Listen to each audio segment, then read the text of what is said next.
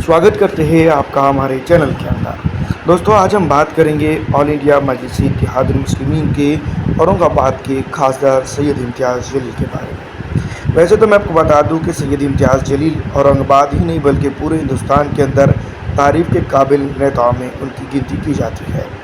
जैसा कि आप जानती हैं कि सैयद इम्तियाज़ जलील का सियासत से पुराना ताल्लुक़ नहीं है। 2014 की विधानसभा चुनाव से जो है तो वो सियासत में सक्रिय हुए हैं। अभी मैं आपको बता दूं कि लोकसभा चुनाव की तैयारियों में जुटे हुए हैं इम्तियाज़ जलील। फ़िलहाल दोस्तों, मैं आपको बता दूं कि सबसे ज़्यादा पसंद किए जाने वाले नेताओं के अंदर उनका शुमार किया जा सकता है। महाराष्ट्र के अंदर सबसे ज़्यादा जो है तो मैं आपको बता दूं कि पिछड़ा, आरक्षित, दलित समाज खास करके उनसे जुड़ा हुआ नज़र आता है। यहाँ पर वजह सिर्फ साफ़ है कि इम्तियाज़ जलील ने काफ़ी चीज़ों के ऊपर जो है तो यहाँ पर जोर दिया है, चाहे वो औरंगाबाद से शिरडी हाईवे हो या फिर दलित, पिछड़ा, आरक्षित की समाज के तमाम मुद्दे हो, उनके ऊपर सैयद इम्तियाज़ जलील साहब ने खुलकर बोला है।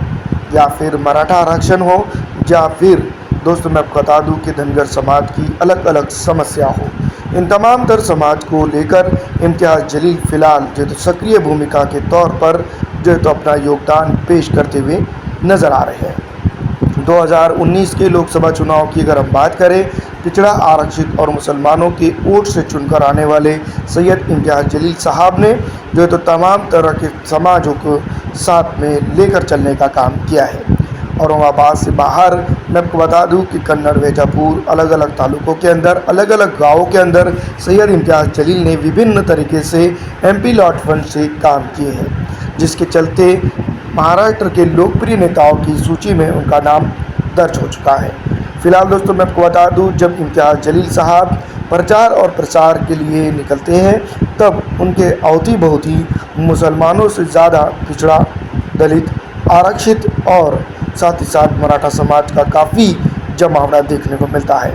दोस्तों, मैं आपको बता दूं, जब नॉमिनेशन हो रहा था तो मुसलमानों को अगर छोड़ दिया जाए तो पिछड़ा, आरक्षित और दलित समाज की तादाद काफ़ी ज़्यादा मौजूद थी। दोस्तों, मैं आपको बता दूं कि हर वक्त मराठा मुस्लिम एकता की बात करने वाले सैयद इम्तियाज़ जलील ही थे। जब राम मंदिर को लेकर जो बातें चल रही थी, उस दौरान सैयद इम्तियाज़ जलील औरंगाबाद के राम मंदिर के अंदर जाकर बैठ गए थे और सबसे पहले उन्होंने कहा था कि अगर आप जो है तो किसी पर हमला करना चाहते हैं तो वो पहला शख्स मैं ही होगा जिसके ऊपर आप हमला करके जो है तो आगे बढ़ेंगे।